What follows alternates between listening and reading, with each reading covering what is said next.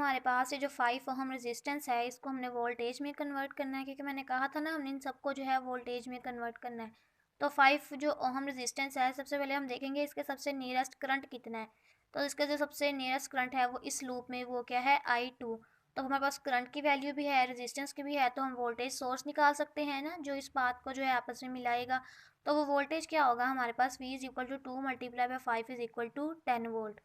तो हमारे पास जो है वोल्टेज कितना आ गया है, 10 वोल्ट। अब हमारे पास सर्किट कैसा बनेगा, अब हमारे पास जो है सर्किट किस फॉर्म का बन जाएगा, 10 वोल्ट की जो है हमारे पास वोल्टेज था, ठीक है, उसको फिर से हमने क्लॉकवाइज जो है इसकी वैल्यूज़ लिखी हैं, जैसे KVL में लिखी थी हमने।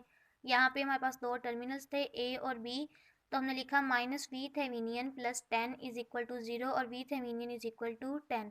यहाँ पे ये साइन मैंने इसलिए बनाया था कि आप लोगों को पता चले कि A और B अब हमारे पास ओपन सर्किट नहीं है, इनके दरमियान अब हमारे पास पोटेंशियल डिफरेंस प्रेजेंट है, जिसकी वैल्यू कितनी है, 10।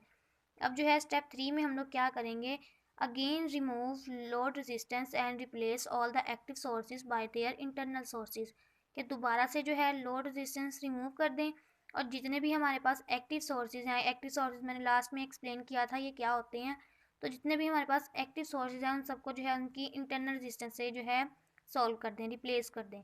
तो एक्टिव सोर्सेज इस पूरे सर्किट में हमारे पास कौन कौन से हैं, वो है हमारे पास वोल्टेज सोर्स और करंट सोर्स। तो जो वोल्टेज सोर्स है ये याद रखना है, इसकी इंटरनल रेजिस्टेंस हमारे पास 0 होती है, और जो करंट सोर्स है उसकी इंटरनल रेजिस्टेंस हमारे पास इन्फिनिट होती है। अब अगर जो है हम ये वाली कंडीशंस अप्लाई करें तो सर्किट हमारे पास कुछ इस तरह से बनता है। जो स्टार्ट में करंट सोर्स था हमने कहा था इन्फिनिटी है, तो इसको हम ओपन कर देंगे। जो यहाँ पे हमारे पास एक पोटेंशियल सोर्स था, वोल्टेज सोर्स था, उसको जो है हमने शॉर्ट सर्किट करना था, इसलिए जो है उसको हमने इसकी वैल्यू 0 कर दी थी, लेकिन इसको हम कंसिडर कर रहे हैं बट शॉर्ट सर्किट है, ठीक है, वैल्यू उसकी 0 लेंगे। उसके बाद जो है हमारे पास यहाँ पे दो रेजिस्टेंसेस बचती हैं, यहाँ पे हमने लोड रेजिस्टेंस भी रिमूव कर दिया है। तो ये जो दोनों रेजिस्टेंसेस हैं ये हमारे पास पैरेलल में अटैच हैं। तो जैसे लास्ट में हमने पैरेलल वाले फार्मूले से जो है टोटल रेजिस्टेंस निकाली थी, हम वैसे निकाल लेंगे इससे। तो वो कैसे आएंगी हमारे पास, R Thevenin is equal to 10 multiply by 5 over 10 plus 5 is equal to 3.33 ohm. तो जो हमारे पास आर थेवेनियन थी, जो सबको जो है कंसिडर करके और 0 करके ओपन सर्किट और शॉर्ट सर्किट करके जो आर थेवेनियन की वैल्यू है वो हमारे पास आ गई है 3.33।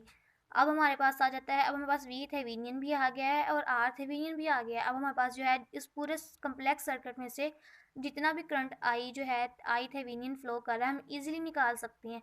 लेकिन हमारे क्वेश्चन में क्या पूछा गया था कि इस लोड रेजिस्टेंस में से कितना करंट जो है पास होगा। यहाँ तक हमारे पास जो है थेवेनियन थ्योरम कंप्लीट हो गया है। अब यहाँ से हम देख रहे हैं कि हमारे पास जो स्टेप 4 है इसमें पूछा गया था कि इस लोड रेजिस्टेंस में से कितना करंट पास कर रहा है। तो after getting the value of V Thevenin and R Thevenin one can draw the Thevenin equivalent of the given circuit. अब हमारे पास वी थेवेनियन भी है, आर थेवेनियन भी, हम इजीली बता सकते हैं कि इसमें से कितना करंट पास हुआ है। तो उसके लिए हम जो है ये वाली टर्म यूज़ करेंगे, इसको थेवेनियन आइडेंटिटी बोलते हैं, ठीक है, टोटल करंट फाइंड आउट करने के लिए। तो I L is equal to V Thevenin over R Thevenin plus R L. तो वी थेवेनियन की वैल्यू लगाई आर थेवेनियन की, और लोड रेजिस्टेंस की रेजिस्टेंस कितनी थी 1 हमें पता है। तो इसको जब हमने कैलकुलेट किया है तो हमारे पास जो टोटल करंट जो है लोड रेजिस्टेंस में से पास कर रहा है वो है 2.31 एम्पियर।